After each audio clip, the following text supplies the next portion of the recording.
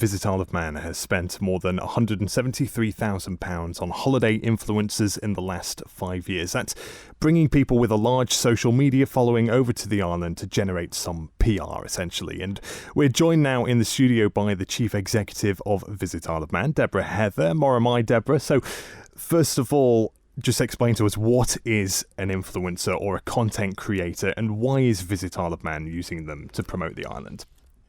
If I'm honest, it's just a modern way of marketing. It's just a different way of thinking about when we used to spend a lot of money on advertising, putting you adverts in the big broadsheets at a weekend to try and attract people to a destination.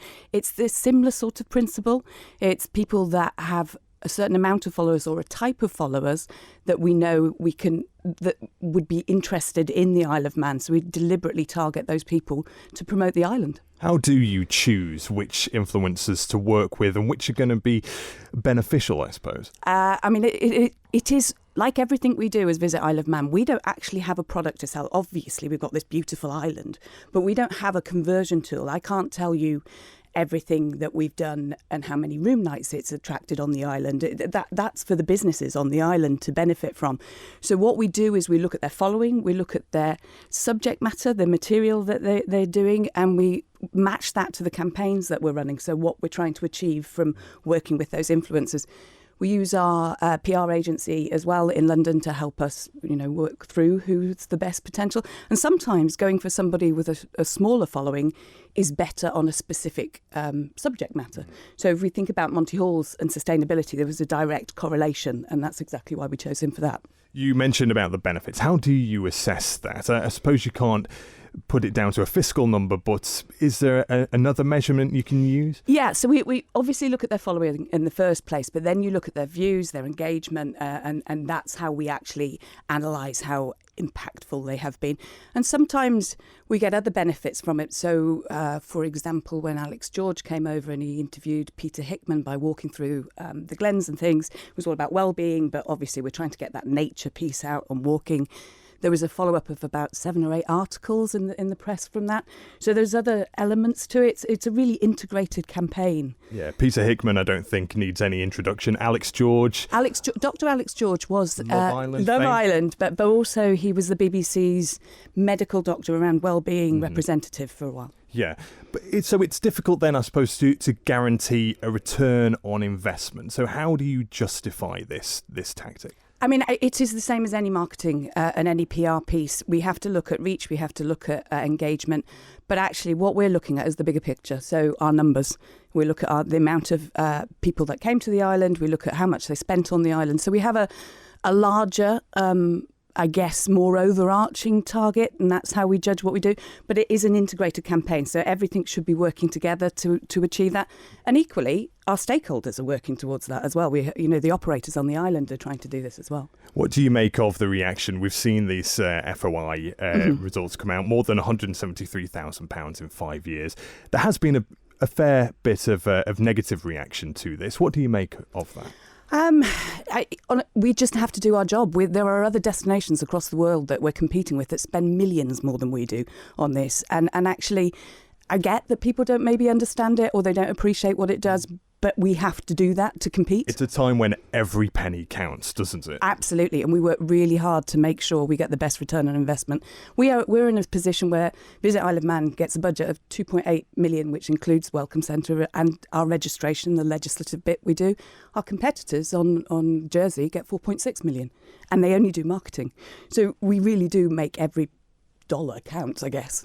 Visit Isle of Man says it works with individuals who can authentically represent the island. So how authentic is that representation if it's actually being paid for? Yeah, I mean, morally, you might completely disagree with this. This is not a question of that, I guess. As I said just before to Lewis, I think the point for me is that our competitors do this, and to actually stake our claim in the world of global travel, we have to be able to compete and do that. And I don't disagree. I can see that point of view completely. Yeah, for the people you're paying to come and sort of promote the island, do you say to them, actually, you can't sort of say anything about the negative things? No. Does it all have to be positive? No, not at all. We don't do that. Obviously, we agree a subject matter. The content's really important to us. So we have a golf representative. We want him to talk about golf. It's that sort of thing, but we don't ever dictate. And you don't normally get editorial rights with these influencers either. A couple of people have mentioned on the text this morning about the ongoing issues with the boat, Manxman being in dry dock, etc., etc. Well documented that has been over the last few weeks. But a couple of people saying that actually if you are paying these influencers to come to the island and they're stuck waiting for the boat because it's delayed, I mean, the Ben is running with an hour's delay this morning.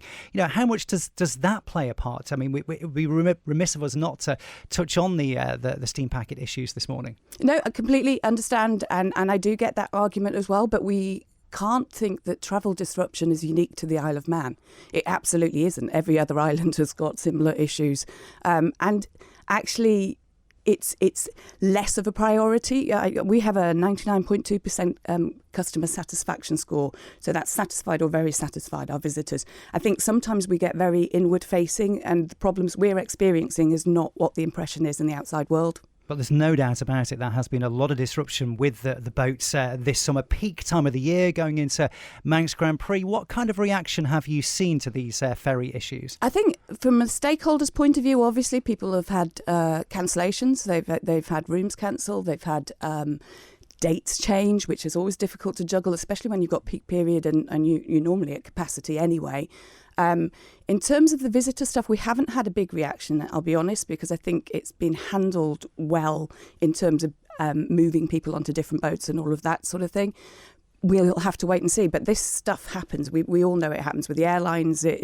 We'll always get incidents, and we're on an island, and we have to work around that. So no major concerns at the moment then that you've seen? No major concerns that I've seen at the moment. I think it's inconvenient, yes, but I think most of it has been handled well. Does it concern you as Chief Exec of Visit Isle of Man? Always. I want things to go perfectly.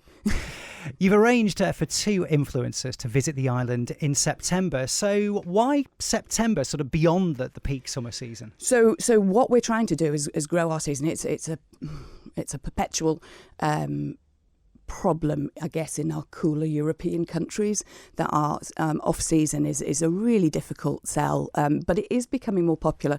I think we talked about it just before we came on air. It's very, very hot in southern Europe now. So actually the Isle of Man has an opportunity. What we're trying to do is stretch our demand. So September's deliberate. It's about filling those boats to island. It's about trying to drive traffic in at off-seasons through the autumn, basically. The likes of the Furies and Noel Edmonds, of course, have been so prominent on social media. Yeah. I mean, Noel Edmonds has been here, there and everywhere, really sort of enthusiastically and passionately talking about big island events.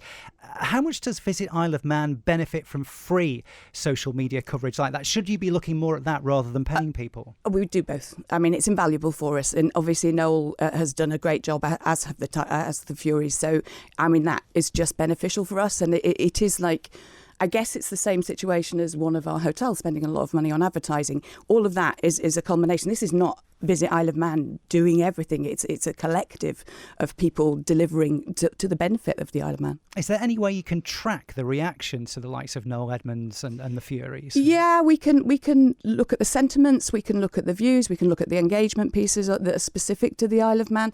But it's that bit where we can't close that hole in terms of we don't know if that made somebody book. And how much do you think about, the fact that we all have phones now with great cameras, a lot of phones, the fact that anybody now could potentially be an influencer and put, great pictures, videos of the island.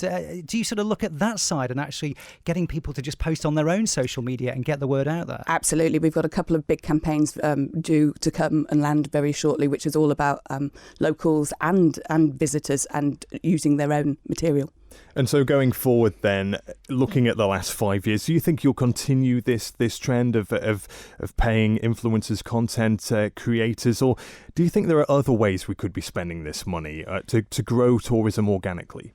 Yes, absolutely. So the point with social media is it's changing all of the time, and we will completely respond with what the trends are. So there'll be an element of paid, I would imagine, for a good few years yet, but I do think it will change because people are looking for authenticity, and you do want to have that reaction. We have to weigh that up as against the point that people still don't know where the Isle of Man is, and that's what we're trying to do and to promote and position. Just on that point, is that a difficult part of your job, actually letting people sort of know the island exists and not confusing us with the Isle of Wight and all that kind of thing? Is that something that just goes on and on? It has been mentioned a lot, but there is a point, isn't there? we want to be known as a special place to come. We don't want over-tourism for a start. So it's managing that process where we get more people here, our businesses do better, and that helps the residents because we have a more buoyant community, more buoyant leisure and hospitality piece. But yeah, we want people to know where we are. We want to be aspirational.